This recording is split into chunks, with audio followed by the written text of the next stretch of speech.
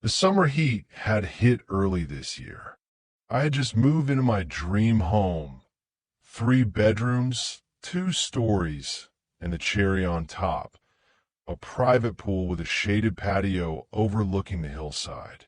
After 10 years of grinding in a dead-end job, I finally landed a tech contract that allowed me to upgrade my life. And this place? It was paradise. Well, it was paradise. Until Karen moved in across the street. She was gorgeous. Let's get that out of the way.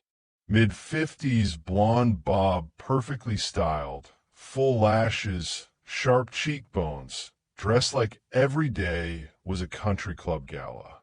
But that beauty came with a sharp tongue, entitled posture, and a voice that carried like a siren whenever she didn't get her way. I first met her while unloading patio furniture. She strutted across the street in heels, a wine glass in one hand and a HOA welcome pamphlet in the other. "I'm Karen. I'm on the board. Nice to meet you," I said, extending a hand. She didn't take it. "Let's just go over a few things. No noise past 8 p.m., no unregistered guests, and no use of the pool unless it complies with HOA regulations." I blinked. "I own the house." "Yes, but you're part of the community now," she smiled, stepping closer. "And we like to maintain standards." The first few weeks were fine. I kept to myself, worked from home, swam laps in the evening, listened to jazz on low volume. But Karen watched. Every evening, I'd find her walking her miniature poodle at the exact same time I swam. She'd slow walk past the fence, pausing to peer through the slats. Sometimes she waved. Sometimes she scowled. I ignored it until she began complaining. At the next HOA meeting, which I didn't attend, she filed a community violation stating I was hosting illegal pool parties. I only found out because I got a warning letter taped to my garage door. I was furious. I hadn't invited a single guest over since moving in. I filed a rebuttal, sent security footage. They cleared me. But Karen? She hated being overruled. That's when she escalated. It started subtly. Anonymous noise complaints, passive-aggressive notes about excessive splashing, even a bizarre accusation that I was using non-approved chlorine brands. Then, one Friday afternoon, I decided to take a long lunch and cool off in the pool. I'd barely settled onto a float with a lemonade when the gate creaked open. Karen walked in. No knock, no call, just entered. I jumped up. "Excuse me, what are you doing in my yard?" Her smile didn't waver. "Just checking on things. HOA has the right to conduct inspections if standards are in question." "You're not HOA enforcement," I snapped. "You're a neighbor." She scanned the patio, then zeroed in on my Bluetooth speaker. "You're in violation of the decibel limit again."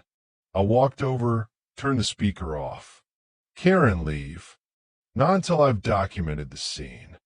That's when she pulled out her phone and started recording. I filed a trespassing report that day. The cops gave her a warning, but no arrest. "She's your neighbor," one officer said with a shrug. Tried talking out, but I'd had enough. I installed cameras, got a taller fence, and then I waited. A week later, I hosted a single friend, just one. We grilled burgers, played cards, and dipped into the pool around sunset. Sure enough, Karen appeared like clockwork. This time, she didn't wait. She called the cops.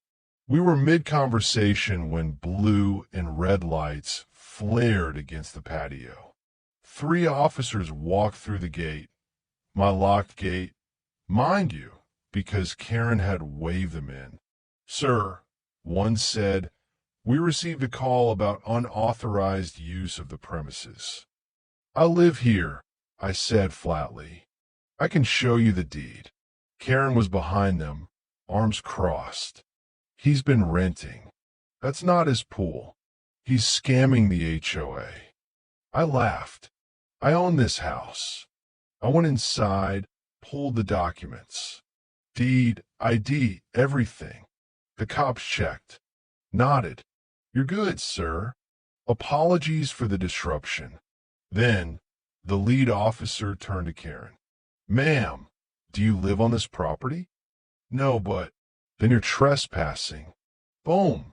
They escorted her out. No arrest, but she was visibly humiliated. And I thought that was the end. But Karen wasn't done. 2 days later, I came home to find my pool green. Not like a bit murky. I'm talking algae swamp. Filters disabled. Chemicals dumped. I reviewed the footage. At 2:47 a.m., Karen snuck through the back, wearing gloves and a hoodie, and poured something into the water. I reported her again, this time with undeniable video evidence. Police showed up at her door. She denied everything until she was shown the footage. She still wasn't arrested. Property damage cases are tricky, they said. Civil court stuff. But that's when I decided to go nuclear. Turns out, Karen had a few HOA skeletons. A neighbor tipped me off to the fact that she was using her board status to give her daughter a fake residency address to attend a nearby prestigious public school. Totally illegal. With a bit of quiet digging, I confirmed it. Even snagged a copy of the falsified forms. Karen had listed my address as her daughter's proof of residence. She messed with the wrong guy. I anonymously submitted the info to the school district, the HOA, and the local news. Within days, she was removed from the HOA board. Her daughter was unenrolled. And best of all, the city fined her for misrepresentation. The next HOA meeting was the best thing I've ever attended. She sat in the back row, silent, while I was publicly apologized to by the interim board president.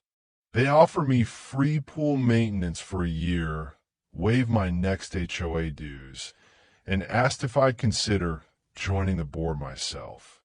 I declined. I was too busy enjoying my freshly cleaned, heavily surveilled pool, now fully Karen-free. If you've ever had a Karen try to steal your peace, your pool, or your patience, hit that subscribe button and join the Mirror Moves family.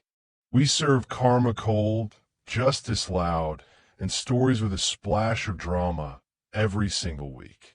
Drop a comment if you've ever had a neighbor cross the line. And remember, some fences aren't just for privacy. They're for protection.